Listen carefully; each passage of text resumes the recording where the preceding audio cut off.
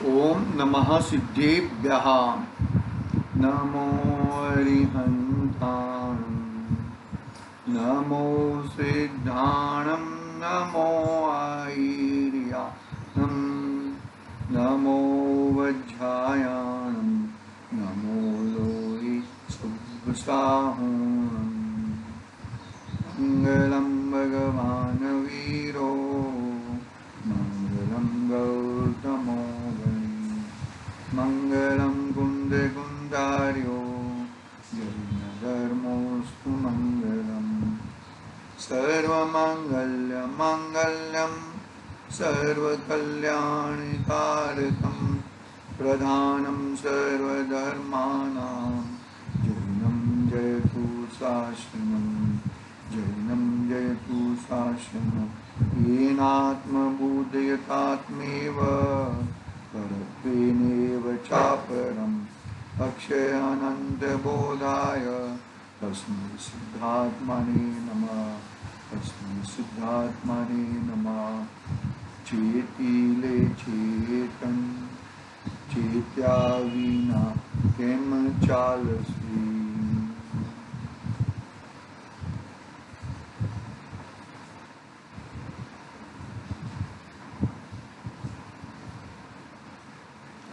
समाधि तंत्र आचार्य पूज्यपाद स्वामी की ये महान अद्भुत रचना अपने सामने विराजमान है। बहिरात्मा का स्वरूप, बहिरात्मा कैसा है, बहिरात्मा बना क्या है, वो बाह्य दृष्टि से बताकर पूरा बहिरात्मा पना का चर्चा किया।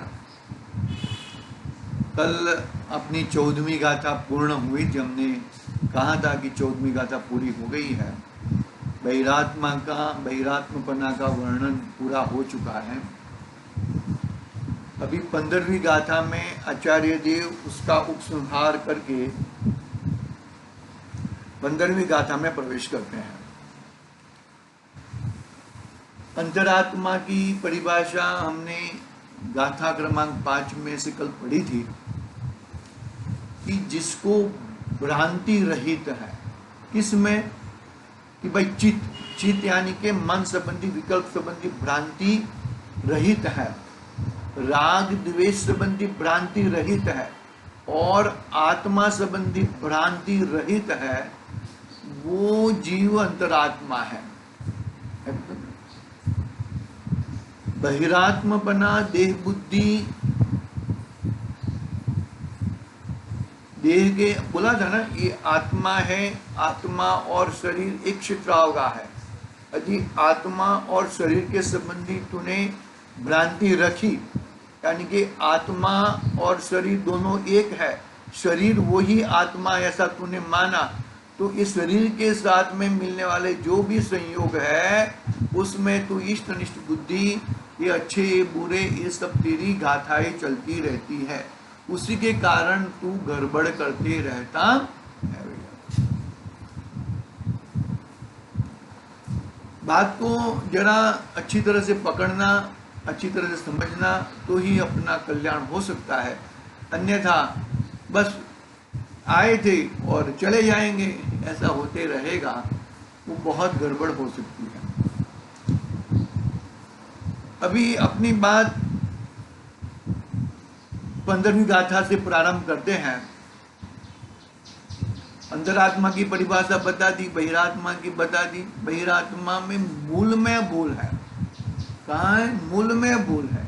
जिसको मूल में भूल है वो बहुत बड़ी गड़बड़ है। आएगी गाथा में ये बात, 15वीं गाथा में आएगी बात कि भाई मूल में भूल तू मत रख। मतलब शुरुआत में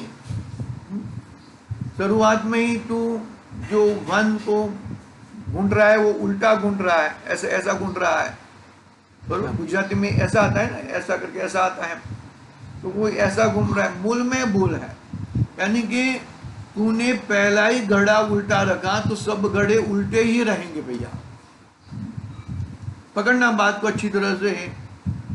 तो मतलब तुझे क्या करना है और कैसा करना है वो अभी गाथा प्रारंभ होएगी, अंतरात्मा की बात प्रारंभ होएगी।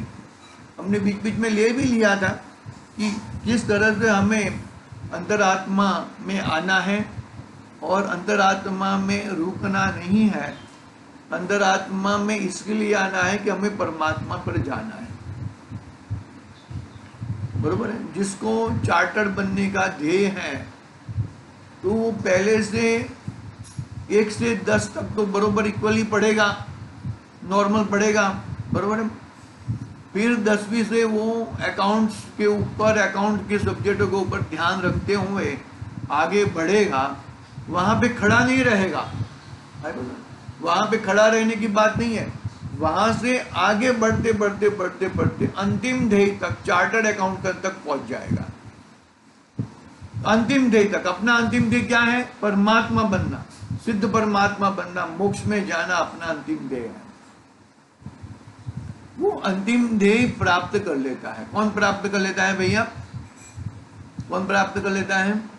जो अंतरात्मा, बहिरात्मापना तो छोड़ दिया है, टच, छेद, बहिरात्मापना तो छोड़ दिया है, और अंतरात्मा में न रुकते हुए, अंतरात्मा में जो आत्मा पकड़ में आया है वो आत्मा में पकड़कर, वो आत्मा में ग्रहण करके, हाँ, वो आत्मा में ग्रहण करके आगे बढ़ना है भैया,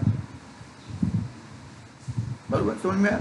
देखो हम उत्थानिका पढ़ते हैं, फिर आगे बढ़ते हैं। देखो, शरीर में आत्मा का संबंध जोड़ने वाले बहिरात्मा के निंदनीय व्यापार को बतलाकर खेद प्रकट करते हुए आचार्य कहते हैं, बराबर?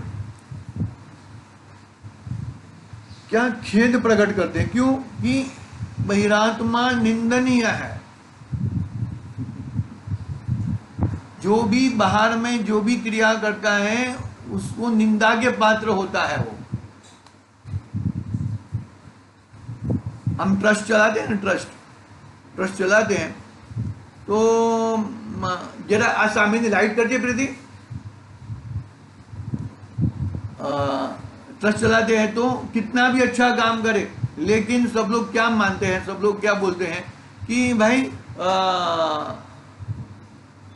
सब लोग क्या कहते हैं कि भाई तुमने ये बरोबर नहीं किया, ऐसा करना था, ऐसा करना था, तुमने ऐसा क्यों किया। तो बहुत सारी कंप्लेनें ये लोग करते हैं, लेकिन वो कंप्लेन करते हैं, करना नहीं है, सिर्फ बात करना है। देखो क्या कहते हैं यहाँ पे, ये जो भी तू बाहर में जो भी कार्य करता है,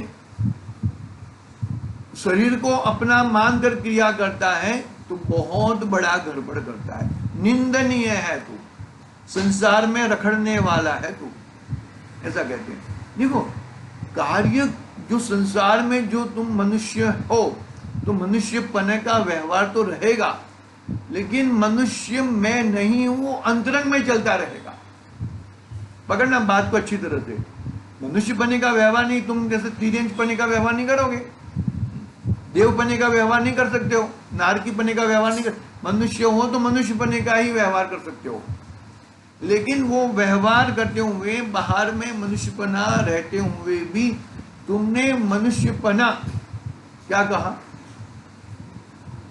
तुमने वो मनुष्यपना को क्या किया है, बोलो, अपना नहीं माना है। अंतरात्मा ने अपना नहीं माना है और बहिरात्मा ने वो मनुष्य को ही अपना माना है, मनुष्य को ही आत्मा माना है, बस फर्क इतना है। तो वो मनुष्य को अपना मानना वो निंदनीय है, और मनुष्यपने में रहना भी, मनुष्य हो तो मनुष्यपने में रहना, मनुष्यपने का व्यवहार होना, वो बरोबर है, वो ऐसा होना चाहिए, वो कार्य है,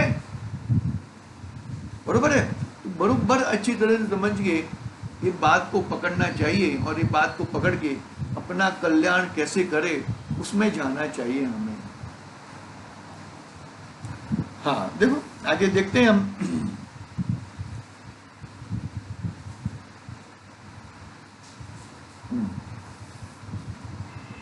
शरीर में आत्मा का संबंध जोड़ने वाला बहिरात्मा के निंदनीय व्यापार को बतलाकर खेद प्रकट करते हुए आचार्य कहते हैं, मुझे दुख होता है इतनी सारी दवाई देने के बावजूद भी तुम अच्छे नहीं होते हो, तो दवाई बरोबर लेते नहीं होंगे।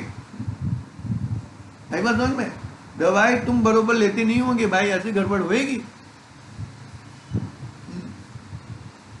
ये गड़बड़ को छोड़ो तुम, और ये गड़बड़ को छोड़ के अपना कहां पर है वो चीज को पकड़ो। बहिरात्मा के निंदनीय व्यापार को बतलाकर खेद प्रकट करते हुए आचार्य कहते हैं, क्या कहते हैं आचार्य? खेद होता है, आचार्य देव को खेद होता है, इतना पढ़ाई में कर रहा था और मुझे अव्वल नंबर आना चाहिए था, उसकी जगह में फेल हो गया, मुझे खेद होता है। माता पिता कहते हैं बेटा तू इतना इतना पढ़ता है, इतना इतना सब कुछ करता है, और इतना पढ़ने के बावजूद भी तेरा तो पहला नंबर आना चाहिए था, और पहला नंबर आने की जगह पे तू तो फेल हो जाता है। तो मुझे इस बात का बहुत खेद है, मुझे इस बात का बहुत दुख हो रहा है भैया। देखो 14 नंबर की गाथा है, नहीं 15 नंबर की गाथा, पत्ता जरा आगे पीछे हो गया। 15 नंबर की गाथा बहुत महत्वपूर्ण गाथा है, और ये गाथा को बाहट कर लेना। मूल में भूल है, मूल में भूल की बात है यहां पर। देखो मूलम संसार दुखस्य देवात्मधिस्ततः त्वक्यत्वेनां प्रविच्छेदन्त बहिर्व्यापृतेन्द्रिय।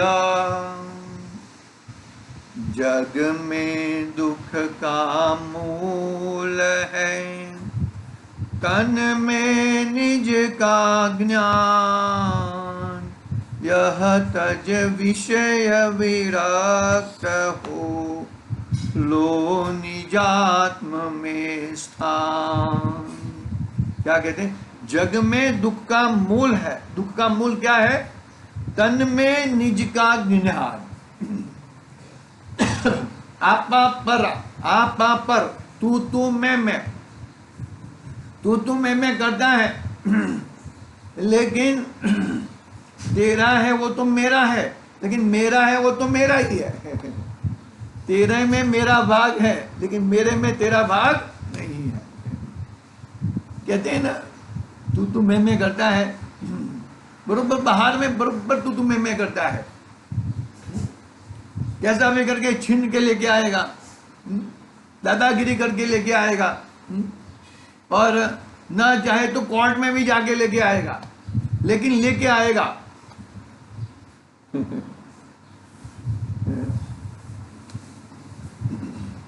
मूल में भूल है। क्या कह रहे? जग में दुख का मूल है, तन में निज का ज्ञान। तन में यानी कि शरीर और आत्मा एक है, ऐसा ज्ञान। पकड़ना बात को।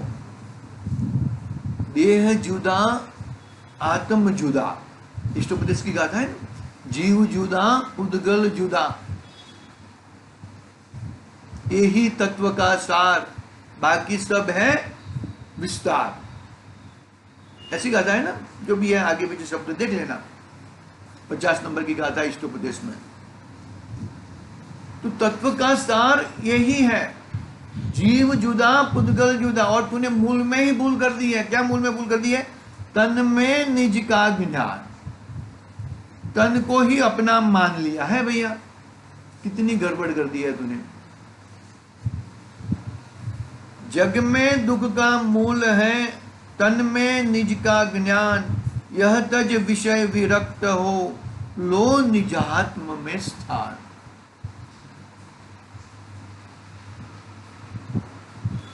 अपने आत्मा में स्थान ले लो भैया, अपनी वस्तु में स्थान ले लो, तो ही कार्य सदेगा, बाकी कार्य सदने वाला नहीं है।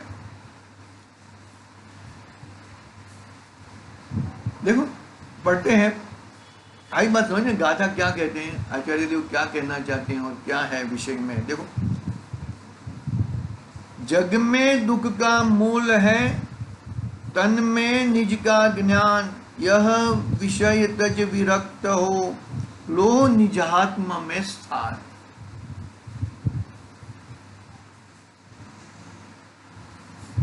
अपने निजात्मा में स्थान ले लो भैया। कैसे ले लो अपने निजात्मा में स्थान? कि अपने निजात्मा में स्थान ऐसे लोगे कि ये देह जुदा है, पुद्गल जुदा है, वो पकड़ के, ये देह है, देह नहीं है ऐसा कौन कहता है? देह है, लेकिन देह में देह बुद्धि ना करते हुए, देह मेरे से जुदा है ऐसी बुद्धि, अपनत्व बुद्धि ना करते हुए, देह से अपने आत्मा, देह से भिन्न अपने आत्मा में अपनत्व बुद्धि करना है। क्यों ऐसा करते हो भाई? क्योंकि ये आत्मा है, अनादि का है और अनंत काल तक वही का वही रहने वाला है। और ये शरीर तो ये भवपूर्ता है, ये शरीर तो चला जाने वाला है। ज्ञानी पुरुष तो उसको उसमें राख देखते हैं, आग देखते हैं उसमें। समझना, बात को समझना। क्यों ये ऐसा आचार्य देव को ये ऐसा क्यों लगने लगी है? क्यों बार बार हर बार ऐसा ही भेद विज्ञान कराते हैं? और हमें तो शरीर और आत्मा एक दिख रहा है। तो ये भेद विज्ञान इसके लिए करा रहे हैं कि जो अनादि से जो ये तेरा आत्मा था, वैसा का वैसा है, वैसा का वैसा था, वैसा का वैसा है और वैसा का वैसा ही रहेगा। बरोबर है? मतलब उसमें उससे क्या करना है? उससे तुझे आत्मबुद्धि करनी है। आत्मबुद्धि करके क्या करना है भैया? आत्मबुद्धि करके तुझे अपने में जाना है, अपने स्वभाव में जाना है, और किधर जाना नहीं है। देह में आत्मबुद्धि करके तो निरंतर देह मिलता ही रहेगा, मिलता ही रहेगा, मिलता ही रहेगा, गड़बड़ होती रहेगी, होती रहेगी, होती रहेगी। तुझे जाना कहाँ है? तेरे को जाना, तेरा लक्ष्य क्या है? मेरा लक्ष्य तो मोक्ष में जाना है, सिद्ध बनना है। तो तेरा लक्ष्य मोक्ष में जाना है, सिद्ध बनना है, तो तुझे क्या करना होगा भैया? ये देह वाला तो मोक्ष में नहीं आएगा, देह तो यहां रह जाएगा, और मोक्ष तो आत्मा का होता है। तो देह और आत्मा में जो मूल में भूल है, उसके कारण कर्म बंधते रहते हैं। निरंतर निरंतर द्रव्य कर्म, भाव कर्म, द्रव्य कर्म, भाव कर्म और नो कर्म।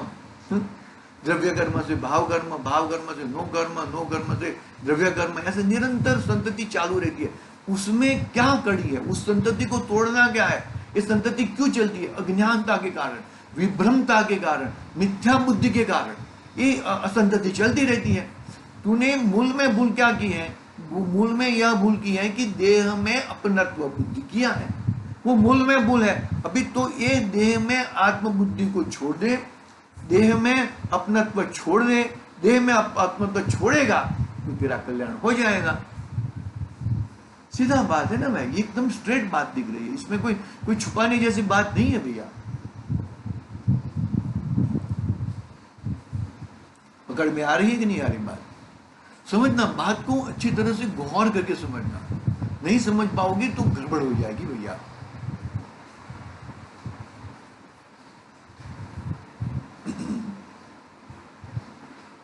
देखो,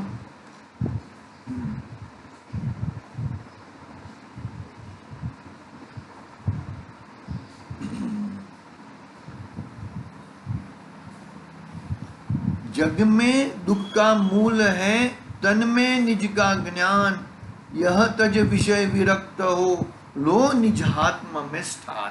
तो क्या कहते? शरीर में आत्मबुद्धि होना वही संसार का दुख का मूल कारण है। अन्वयार्थ पढ़ रहा हूं, अपना पेज नंबर 38 है, गाथा क्रमांक 15। अंतर आत्मा में अभी आचार्य देव प्रवेश कराते हैं हमें। अभी तक बहिरात्मा में तुम प्रवेश थे, बहिरात्मा को ही आत्मा मान बैठे थे। अभी अंतरात्मा में प्रवेश करा रहे हैं आचार्य देव कि तुम्हारा अंतरात्मा कैसा है, अंतरात्मा में जाने के लिए क्या करना है तुम्हें। देखो, तीन स्टेप बोले थे, वो 3 स्टेप जरूर याद रखना। चित्त में, राग द्वेष में और आत्मा में भ्रांति रहित है। वो परिभाषा आचार्य देव ने गाथा 5 में ली थी। वो परिभाषा का विश्लेषण अभी शुरू होएगा। है बात समझ में? चित्त में, बरोबर है। दूसरा राग द्वेष में, मोह राग द्वेष विकारी भाव जो भी है सब। और तीसरा आत्मा में भ्रांति रहित है। उसकी बात अभी अभी चलेगी। बहुत बहुत महत्वपूर्ण बात है। अंतरात्मा का रोल बहुत महत्वपूर्ण है, याद रखना। क्योंकि अंतरात्मा फिर सीधा परमात्मा बनता है। तीन ही तो है स्टेप, बहिरात्मा, अंतरात्मा और परमात्मा। तो बहिरात्मापना को तो छेद, उसको तज, और अंतरात्मा को धारण करके, क्यों धारण करना है? परमात्मा बनने के लिए। तो अंतरात्मा की कंडीशन बहुत बड़ी है, बहुत उसको पुरुषार्थ है, बहुत उसका क्या बोलते हैं, उसको ध्यान रखना पड़ता है। देखो, मुनिराज को अंतर्मुहूर्त से ज्यादा बाहर रहने को नहीं कहा। बाहर यानी मानो कि वो विहार करते हो। आहार, विहार और निहार, तीन तीन क्रिया, बाहर की क्रिया रहती है।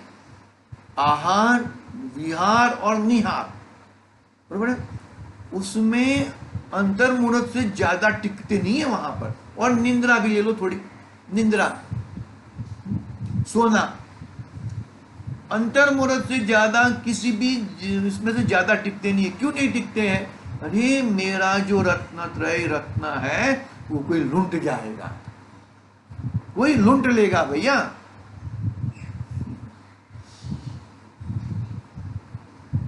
निंद्रा भी आ गई ना, सोना रहता है रात को। तो पिछली पहर में कुछ सोते हैं, आए ना, छठाला में आया वो बात, कुछ समय के लिए पिछली पहर में, यानी कि रात्रि के अर्धरात्रि के बाद, रात्रि पूरी होने के बाद सुबह सुबह में आ जाता है सबको जोका। तो वो जोका में क्या करते हैं? अंतर्मुहूर्त से ज्यादा वहां पे रहते नहीं है। बात समझ में?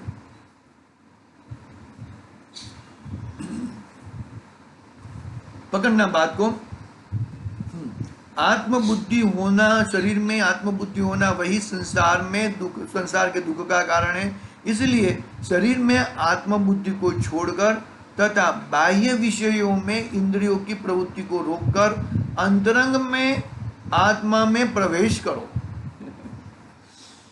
बहुत जबरदस्त बात कही है आचार्य देव ने। अंतरात्मा की शुरुआत बहुत बड़ा जोर शोर से किया है। बहुत बात करेंगे, मजा की गाथा है। आगे की बात कल करेंगे। आज के लिए ओम नमः।